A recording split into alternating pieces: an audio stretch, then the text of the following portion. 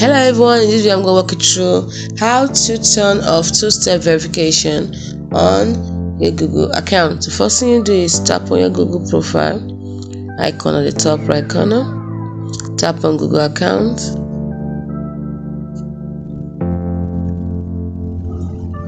tap on security.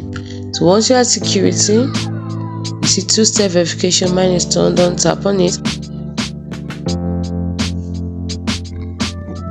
Now you need to verify you're the one by using the way you log in, either your unlock pattern or screen lock method.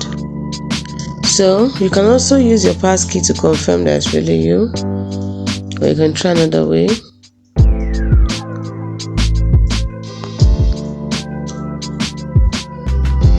After using your password or your passkey, then you see the option for turn off two-step verification, tap on it.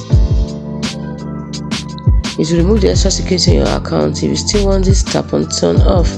Turning off two-step verification. Two-step verification has been turned off. It's as simple as that.